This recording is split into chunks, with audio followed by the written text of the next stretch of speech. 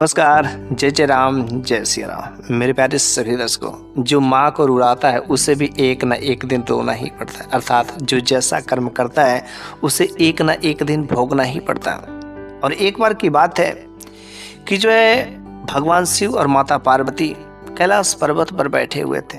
तो माता पार्वती ने भगवान शिव से कहा, भगवान आज मेरा मन बहुत ही बेचैन है, बहुत ही अशांत है, अगर आप कुछ कथा सुनाते तो मेरा मन शांत हो जाता। तो भगवान शिव ने कहा, हे देवी, अगर आपका मन जो है कथा सुनने के लिए बेचैन है तो आज मैं आपको एक बहुत ही सुंदर सा मैं कथा श्रवण कराऊंगा। और इस कथा को जो भी सुनता है और दूसरों को सुनाता है उसका जीवन में धन धान की कमी नहीं होती है, उसका जीवन भी पावन बन जाता है। तो बस इसलिए मैं अपने सभी दर्शकों से भी कहना चाहता हूँ कि भगवान शिव ने जो माता पार्वती को कथा सुनाई उस कथा को आप भी अंत तक अवश्य ही सुनिएगा। तो भगवान शिव ने माता पार्वती से कहा कि हे देवी, एक बार की बात है कि एक राजा जो अपने दरबार में, जो अपने राज्य में हर तरीके से अच्छे से राज करता था, वह राजा जो है अपने शरीर का बहुत ही अच्छे से खातिरदारी करता था। उसे अपने शरीर पर, अपने बॉडी पर बहुत ही गुमान था कि मेरा बॉडी जो, मेरा शरीर बहुत ही हिष्ट पुष्ट है। लेकिन ये समय का खेल जो है ज़्यादा समय तक नहीं चलता है। समय के खेल ने उस राजा को ऐसा कर दिया कि धीरे धीरे वह राजा जो है बूढ़ा होने लगा। लेकिन एक बार राजा के बगल में रानियां बैठी हुई थी कुछ दूरी पर, और रानियां जो है आपस में जो बातें कर रही थी, जिसमें जो है राजा की उपेक्षा कर रहे थे कि राजा अब बूढ़े दिख रहे हैं, राजा अब जवान नहीं दिख रहे हैं, राजा अच्छे नहीं दिख रहे हैं, अब तो राजा को कौन बोलेगा, राजा के जो अब उतना बल नहीं रहेगा, राजा को उतना चलेगा नहीं। ऐसे अनेक प्रकार की जो रानियां बातें करने लगी, उपेक्षाएं करने लगे। लेकिन राजा ने जब यह बात सुना तो उन्हें बहुत ही बुरा लगा कि अब मैं जवान नहीं हूँ। तो उसे उन रानियों को फिर से अपनी ओर आकर्षित करने के लिए जो है राजा ने तुरंत जो है वैद्य को बुलाता है और वैद्य से कहता है कि देखो, मेरी जो है उपेक्षाएं मेरी रानियां कर रही, और हम नहीं चाहते हैं कि मेरी उपेक्षा कोई करे किसी भी तरीके से, और खास तरीके से मेरे शरीर की उपेक्षा, कि मैं अब धीरे धीरे बूढ़ा होता रहो। चूंकि तुम वैद्य हो इसलिए मेरे को तुम जो ऐसी कोई जड़ी बूटी, ऐसी तुम जो है दवा बनाओ मेरे लिए, ताकि मैं फिर से जवान हो जाऊं। तो उस वैद्य ने अंदर ही अंदर मन में दिमाग सोचने लगा कि देखो राजा कितना मूर्ख है कि समय के कालचक्र को कोई नहीं बदल सकता, और जो भी इस धरती पर जन्म लिया है तो बच्चे से जवान होता है और जवान से बूढ़ा होता है। लेकिन राजा को सब ये चीजें जानते हुए भी इसका मति फेर गई है। लेकिन चलो कोई बात नहीं, अगर राजा जवान बनना चाहता तो मैं इसको सांत्वना तो दे देता हूँ, लेकिन इसके बदले मैं ढेर सारा जो अपना काम काज भी करवा लूँगा। ये पूरा का पूरा राज गद्दी जो है हमारे इशारे पर चलेगी, और कुछ ऐसा मेरे को करने का मौका भी मिलेगा, मेरे पास धन दौलत की कमी भी नहीं रहेगी। बस वो तुरंत वैद्य जो है दिमाग मन में सोचने लगता है, और सोचने के बाद बोलता है, हाँ राजा साहब, मेरे पास एक ऐसी जड़ी बूटी है जो आपको फिर से जवान बना सकती है। लेकिन इसके लिए कुछ नियम कानून है, पता नहीं आप उस नियम को यदि मान पाएंगे तब तो साल भर पूरे के पूरे लगेंगे।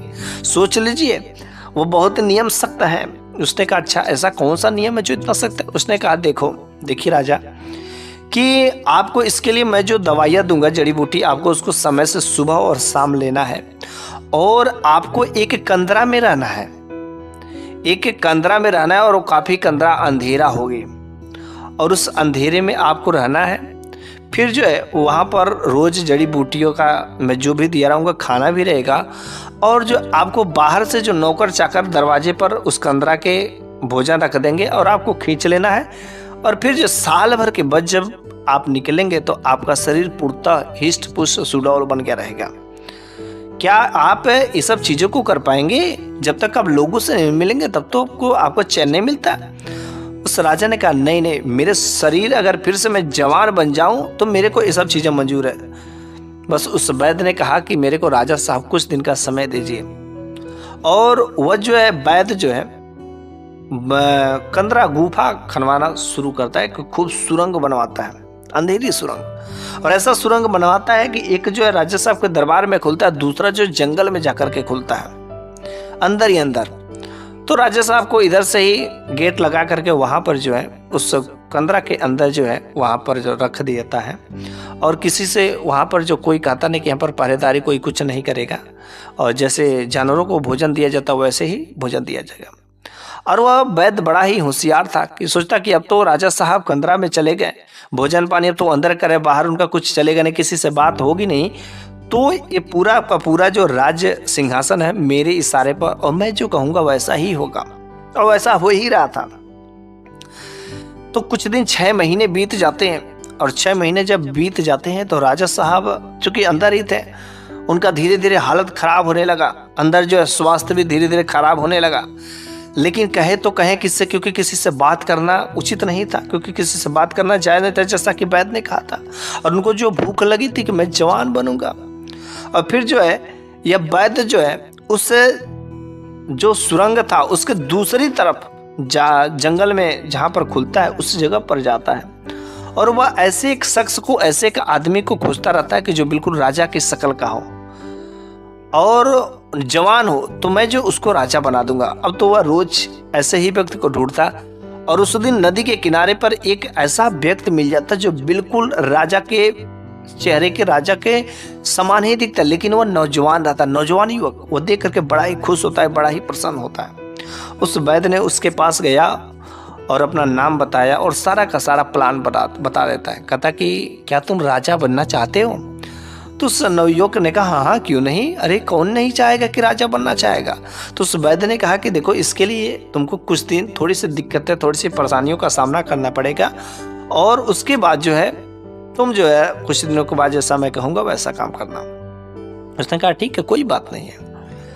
अब तो वह जो है राजा साहब चूंकि अंदर थे, और जब एक दिन जो है नौकर जब खाना ले जाते हैं तो उस वैद्य ने उस भोजन में एक ऐसी जड़ी बूटी डाल देता है कि जिसको जहर के समान काम करता है। और जब वह राजा साहब के पास में जाता है, चूंकि राजा साहब का स्वास्थ्य दिन पर दिन खराब हो ही रहा था और किसी से बातचीत नहीं हो रही थी, लेकिन क्या करें, थोड़ा बहुत खा रहे थे, और उस दिन उस भोजन को करते हैं और उसी दिन उनकी लीला समाप्त हो जाती है। जब वैद्य को पता चल जाता है कि यहाँ राजा साहब मर चुके हैं, तो दूसरे साइड से वह अंदर घुस करके, प्रवेश करके, और राजा साहब की जो मृतक शरीर रहता है उसको कंधे पर उठा करके ले जा करके जंगल में एक जो कुआं रहता है उस कुएं में फेंक देता है, और फिर जो उस नवयुवक को ले जा करके उस कंदरा के अंदर जो उस जगह पर बैठा देता है।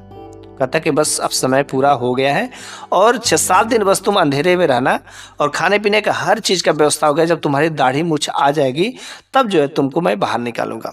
और बस वह भी नवयुवक उसके अंदर रहा, और समय समय पर खाना पीना सब कुछ जाता रहा। जब समय पूरे हो जाते हैं तो वह वैद्य जो है, जो भी मंत्री, जो भी लोग रहते, जो भी रानियां रहती हैं, जो भी नौकर चाकर रहते, सबसे कहते तक देखो राजा साहब चूंकि नौजवान हो चुके हैं और आप लोग उनका स्वागत करने के लिए बिल्कुल तैयार हो जाइए। और बस उस दिन चूंकि वैद्य सारा का सारा खेल खेला रहता है, और वह नवयुवक जब उस कंदरा से बाहर निकलता तो लोग देख करके वाकई हैरान हो जाते, वाह राजा साहब इतने जवान हो गए, इतने हिष्ट पुष्ट हो गए, इतने खूबसूरत बन गए। उन्हें तो उन लोगों को भरोसा ही नहीं रहता, लेकिन राजा के नए चेहरे का, नए शरीर का सारे के सारे लोग खुशी से स्वागत कर रहे थे। और फिर वह वैद्य ले जा करके राजगद्दी पर विराजित कर देता है, और वह वैद्य कहता कि देखो राजा साहब चूंकि आप नया शरीर भी पाए हैं, और पुराना शरीर जब आप छोड़ दिए, आपको नया शरीर मिला, तो आप पुराने नाम को भी छोड़ दीजिए, आप जो नया नाम रख लीजिए। तो उस राजा ने कहा कि जब आप ही ने सब कुछ किया है तो आप ही बताइए नया नाम कौन सा होगा। और बस उस वैद्य के अनुसार जो है राजा का एक नया नाम भी चयनित हो जाता है, और इस तरीके से अब जो है ढेर सारी चीज़ें होती रहती है। और तो राजगद्दी पर बैठे गया और राज दरबार चलाने लगा। कुछ दिन जब बीत जाते हैं ना, तो जो राजा रहता है कि हर बार कोई भी सलाह लेना रहता है तो अपने मंत्रियों से सलाह लेता है, वो जो भी मंत्री रहते हैं उन्हीं लोगों से सलाह लेता है, बल्कि वह वैद्य से सलाह लेता ही नहीं है। और एक बार वह वैद्य जब उस राजा के पास में जाता, कहता कि देखो जो आज तुम राजगद्दी पर बैठे हो ना, इसमें मेरा ही हाथ है, और मैंने ही तुम्हें राजगद्दी पर बैठाया। और जो तुम राजा बने हो, बड़े अपने आप को नाज समझते हो कि मेरे वजह से बैठे हो, और आज तुम बिना मेरे से पूछे, बिना मेरा सलाह लिए तुम कोई भी डिसीजन ले लेते हो। ये कौन सा बात होता है? मैं किसी काम का नहीं, उस राजा ने कहा, अरे तुमको क्या लगता है कि मैं तुम्हारे वजह से यहाँ पर इस राजगद्दी पर बैठा हूँ? अरे तुम्हारे दिमाग का भ्रम है भ्रम। मैंने अपने पहले जन्म का पूर्व जन्म को का कर्म किया हूँ। मैंने बहुत अच्छा कर्म किया था और उस जन्म के कर्म से आज मेरे को राजगद्दी मिला और तुमको लगता कि तुमने बैठा। नहीं नहीं नहीं, मैं अपने पूर्व जन्मों के कर्म से यहाँ तक आया हूँ। और तुम कौन होते हो? तुम मेरे सलाहकार थोड़े हो, तुम वैद्य हो। जाओ जंगल में जड़ी बूटियों खोज करके लाओ। तुम सलाहकार थोड़े हो कि मैं तुमसे सलाह लूंगा। वह वैद्य बड़ा अचंभित होता है, कहता है, करे वाह वाह, क्या बातें करे, आज तुम राजा बन गए, मैंने तुमको बैठा दिया तो तुम बड़ी बड़ी डिग हाँकने लगे। अरे ये मत बोलो कि मैंने ही सारा का सारा पोल खोल दूंगा। तो उस राजा ने कहा, सोच लो, मैं भी तुम्हारा पोल खोल दूंगा, लेकिन ये घबराने की बातें हैं, मैं तुम्हारे बारे में कुछ नहीं बताऊंगा। मेरे को इतना पता है कि अगर मैंने पिछले जन्म में अच्छे कर्म किए हैं तो इस जन्म में मेरे को मिले हैं। तो वैसे तुमने जो कर्म किए है ना, उसका फल तो ऊपर वाला देगा ही देगा। जैसे ये बात करता है कि तुमने जो कर्म किए ऊपर वाला देगा, बेचारा उसका शरीर जो वैद्य का डर जाता है, कांपने लगता है। तो राजा साहब कहते, करे घबराओ नहीं, अभी नहीं मिलेगा। और ये मत सोचो कि मैं तुम्हारा पोल किसी से मैं खोलने वाला हूँ, किसी से करने वाला, कहीं किसी से कुछ भी नहीं कहूंगा। आराम से अपना काम धाम करो। लेकिन हाँ, मैं सलाह लेने का काम जो है हमेशा मंत्री से ही करूंगा और तुम कोई मंत्री नहीं हो। उस वैद्य को बड़ा ही गुस्सा आता है और वह वैद्य जो है कोई भी सलाह देता, लेकिन उसका कोई भी अब तो खातिरदारी नहीं होती। वह राजा इसकी बात को ही नहीं मानता, क्योंकि उसको भरोसा था, विश्वास था कि मैंने अपने पूर्व जन्म को कर्म से किया है। लेकिन यह बात जो बार बार उस वैद्य के मन में जो खटक रहे थे कि मैंने उस राजा को मार करके फेंका है, आखिर मैंने जो कर्म किया उसकी सजा तो मेरे को मिलेगी, जैसा उसने कहा। तो एक बार की बात है कि वो राजा जो है अपने मंत्रियों के साथ में, जो काफी मंत्रियों के साथ में, वो जो नदी के किनारे जो घूम रहे थे। लेकिन जब वो नदी के किनारे घूम रहे थे तो वहां पर से देखते हैं कि उस नदी में जो है 4-5 बहुत ही खूबसूरत कमल के पुष्प जो बहते हुए आ रहे थे। तो उस राजा ने उन मंत्रियों को कमल के पुष्प लाने को कहा और वास्तव में वो जब कमल का पुष्प हाथों में आता है तो उस राजा ने कहा, मैंने तो आज तक ऐसा पुष्प देखा ही नहीं, इतना खूबसूरत एक कमल का पुष्प। तो उस राजा ने वैद्य को बुलवाया, चूंकि वहां पर काफी ढेर सारे मंत्री भी थे, नौकर चाकर भी थे, सैनिक भी थे, और उन लोगों के बीच में राजा ने कहा कि देखिए वैद्य जी, ये जो पुष्प है ना, ये पता करिए आखिर ये पुष्प जो है कहाँ से आया, और मेरे को इस प्रकार के पुष्प ढेर सारे चाहिए, जाइए आप पहले इसका पता करके लाइए। वैद्य जो अंदर अंदर बड़ा ही गुस्सा होता है, लेकिन चूंकि मंत्रीगण थे, उन लोगों के बीच में भला क्या करे। अगर वह कहता है कि मैं नहीं कर पाऊंगा, अगर मैं इनको गुरु को नहीं पहचान पाऊंगा, मैं नहीं जानता हूं, तो उसकी बेइज्जती हो जाती। वो कहता कि वैद्य के नाम पर पाखंड हो। अब बेचारा वो मजबूर हो गया, अब वो उस पुष्प को खोजने के लिए निकल पड़ता है, चूंकि नदी के विपरीत दिशा में। अब उस पुष्प के बारे में खोजते खोजते खोजते जो है एक जो है बरगद के पेड़ के पास में पहुंचता है, और वहां पर जो है पहुंचते ही एक छोटा सा टूटा फूटा घर नजर आता है। और जब उसके अंदर प्रवेश करता है तो अंदर जो भगवान शिव का एक जो मंदिर रहता है, भगवान शिव का एक लिंग रहता है, वो वहां पर जाता है और भगवान शिव को प्रणाम करता है। और प्रणाम करने के बाद बाहर आता है और उसका दिमाग में अभी समझ नहीं आ रहा था कि वो पुष्प कहाँ से आए, अभी तो कोई चारा नहीं मिल रहा है। और तब तक अचानक मौसम खराब हो जाता है, और जब मौसम खराब हो जाता है तो देखता है कि जो बरगद का पेड़ है, उस बरगद के पेड़ पर एक कंकाल जो उल्टा दिशा में लटका हुआ है। आखिर ये कंकाल उल्टा क्यों लटका हुआ, कुछ उसे समझ नहीं आता है। बारिश होना शुरू हो जाती है और वह बारिश की वजह से, उस तूफान की वजह से उस बरगद के पेड़ के नीचे जो क्या होता है, छुप जाता है। लेकिन क्या चीजें देखता है कि जब वह बारिश होती है तो बारिश का जो बूंदें उस कंकाल पर जाती है, जो बरगद के पत्ते पर से उस पर जो कंकाल पर जाती है, फिर से कंकाल से जो पानी की बूंदें उस नदी में गिरती है, वह नदी में गिरते ही वह तुरंत जो वही कमल का पुष्प बन जाता है। 1 2 3 4 और ऐसे कई सारे कमल के पुष्प बनते गए। उसे तो उस राज का पता चल गया, और जो उस कंकाल को छूने की कोशिश करता है, लेकिन तब तक वह कंकाल जो है वहां से छूट करके नदी में गिर जाता है और विलीन हो जाता है। उसे समझ आ जाता है कि आखिर ये कंकाल के टच होने से कैसा क्या हो गया। चूंकि उस राजा ने कहा था कि वैद्य जी आपको सब कुछ पता चल जाएगा कि किसको कौन से कर्म से मिला है।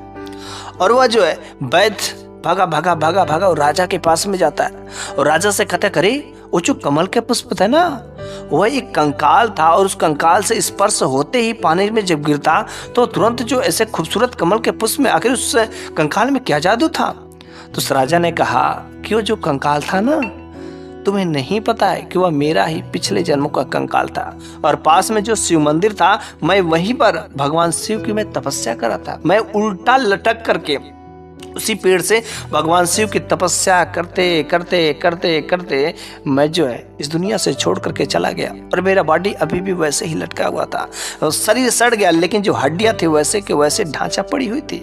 और धन्य भाग जो तुम्हारे वजह से वह मेरी हड्डियां आज नदी में विलीन हो गई। बहुत ही अच्छा हो गया, अच्छा काम किया। अब तो शायद तुम्हें पता ही चल गया होगा कि हाँ मैंने कितना मेहनत किया मेरे कर्मों के फल से कि मैं तुम्हारे वजह से राजा बना। वह बड़ा ही हैरान हो जाता है, बड़ा ही अचंभित होता है। और एक बार जो वह वैद्य सोचते सोचते जो है, चूंकि वैद्य था और वैद्य का काम ही होता है जड़ी बूटियों का खोज करना, और जड़ी बूटियों का खोज करने वह जो है जंगल में निकलता है। और जब वह जंगल में जाता है तो एक जगह काफी उसे झाड़ियां नजर आती हैं और उस झाड़ियों में जो है बहुत ही खूबसूरत सुंदर सुंदर नीले कलर के पुष्प रहते हैं। वह उन पुष्प को लेने के लिए जाता है, लेकिन उसे नहीं पता रहता है कि उस झाड़ियों के बीच में जो एक कुआं भी है उसे नहीं पता चलता है। चूंकि ये दिन काफी बीत गए थे, वह वही कुआं था जिस कुएं में राजा साहब की बॉडी को वह जो उसे कुआं में फेंक दिया था। और वह उन पुष्प को तोड़ने के लिए जाता है, लेकिन उसे झाड़ियों की वजह से उसे पता नहीं चलता है, चूंकि जंगल रहता है। और जैसे ही वह पुष्प को तोड़ने जाता है उसका एक पैर स्लिप करता है और बस वह कुएं में चला जाता है। अब तो उस कुएं में चिल्लाता रहता है, चीखता रह जाता है, कोई बचाए कोई बचाए कोई बचाए। लेकिन भला जंगल में कौन है उसे बचाने वाला। और वह तड़प तड़प के उसी जंगल में उसी कुएं में मृत हो जाती, मर जाता है। उसको उसकी करनी की सजा मिल जाती कि जैसा कि वह राजा साहब के साथ धोखा किया था, उसको उसकी करनी का फल मिल जाता है। इसलिए कहा जाता है कि इस दुनिया में, इस संसार में जो भी व्यक्ति है सबको अपने कर्मों का फल मिल जाता है। इस प्रकार भगवान शिव माता पार्वती से कहते कि हे देवी, अब तो आपको समझ में आ गया होगा, अब आपका मन बेचैन हुआ कि नहीं हुआ, अब आपका मन शांत हुआ कि नहीं हुआ। देवी ने कहा हाँ प्रभु, मेरा मन अब शांत हो गया, लेकिन आज मेरे को पता चल गया कि चाहे कोई भी हो, चाहे राजा हो या रंक हो, चाहे कोई भी अपने आप में हो, उसे अपने कर्मों का फल तो मिलता ही मिलता है। अगर उसने पिछले जन्म में कर्म अच्छे किए होंगे तो आज भले ही वह कंगाल है, लेकिन कल जो है राजा बन सकता है। कि जैसा कि एक गरीब एक रोड का नवयुवक को वो राजा बन जाता है, क्योंकि उसके पिछले जन्म के कर्म अच्छे थे, पिछले जन्म में अच्छे कर्म किए थे। इसलिए कहा जाता है कि हमेशा अच्छे कर्म करो, कभी जो किसी को रुलाओ नहीं। अगर किसी को रुलाओगे तो आज तुम्हें रोना पड़ेगा। अपनी माँ को आज रुला रहे तो कल तुम्हें रोना पड़ेगा। और ऐसा अक्सर होता है कि जो लोग अपने माँ बाप को रुलाते हैं ना, कल उनके भी बच्चे उनको रुलाते हैं। जो लोग आज अपने माँ बाप का इज्जत सम्मान नहीं करते, कल उनके ही बच्चे उनका मान सम्मान नहीं करते। ये तो कर्मों का फल मिलता है, जैसा तुम करोगे वैसा ही तुम्हारे साथ में मिलेगा। तो देर किस चीज की है ना। तो बस आज की यह कहानी यहीं पर समाप्त हो जाती है। और मेरे प्यारे सभी दर्शकों, यह कहानी आपको कैसी लगी हो, अगर अच्छी लगी हो तो कमेंट बॉक्स में हर हर महादेव जरूर लिखिएगा। अगले वीडियो में मैं फिर से कुछ ऐसी ही नई शानदार जबरदस्त कहानियां लेकर के हाजिर हूँगा। तब तक के लिए धन्यवाद।